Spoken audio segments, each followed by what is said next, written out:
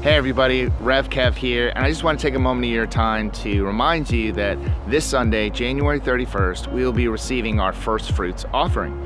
And if you didn't get a chance to see Pastor Weston's video last week about the first fruits offering, its value, its purpose, and where we'll be allocating those funds this year, I'd like you to take a look at that. I'm going to put it at the end of this video, and we look forward to seeing all you guys this Sunday right here at the river.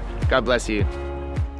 But one of the important ways that the biblical writer saw God's grace being poured out was when people were generous with their money.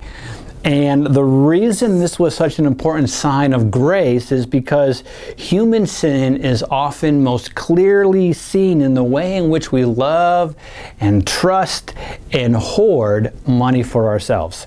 And getting people to give away their money without any personal benefit to themselves is one of the hardest things to do. And so when people do it, especially in extraordinary ways, it is a clear sign that God's grace is working. All right, and the Bible has lots of examples of people being generous with their money in crazy ways, and of course people did it for lots of different reasons. There's the story of Zacchaeus. He was a tax collector, and his job was to collect money in taxes from people, and he could do it by whatever means worked, whether legal or not.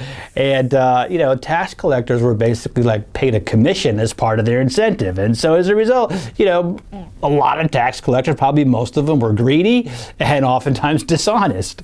And but Zacchaeus, this tax collector, he has an encounter with Jesus, and he turns from a collector of money to a giver. And he promises, he says, he's so thankful and so impressed with Jesus that he promises to give away half of his wealth.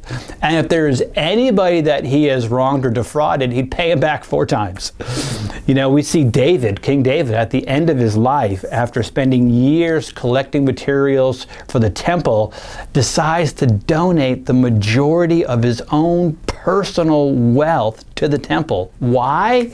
Because David is so passionate about the Lord that the only legacy he wants is the legacy of giving other people the opportunity to worship and honor God.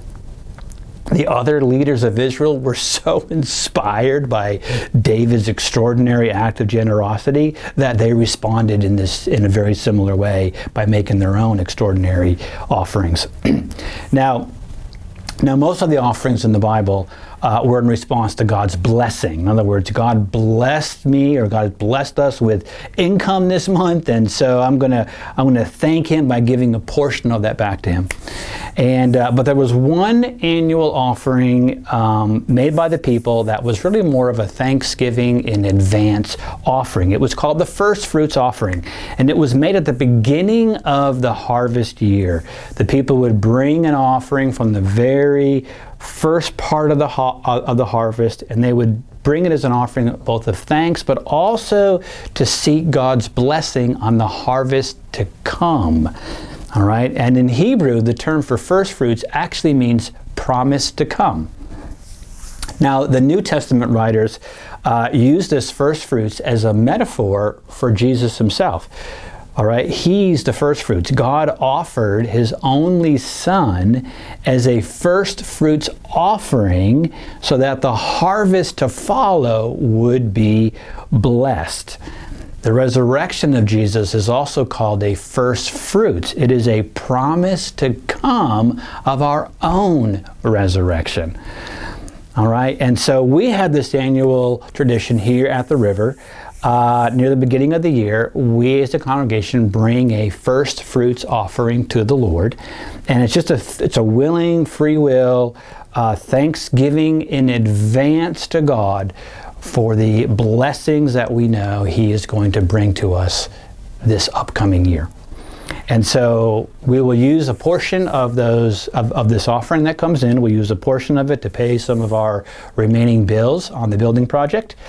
And then we are also going to use a portion of this to support what's called the Underground Ministry. It's a wonderful ministry that's doing amazing work, helping to rescue those who are in the sex trafficking industry, to help rescue them out of that and share the gospel with them. So I hope you will all participate on January 31st, and may the grace of God well up in your heart to produce generosity, and may you experience the joy of giving.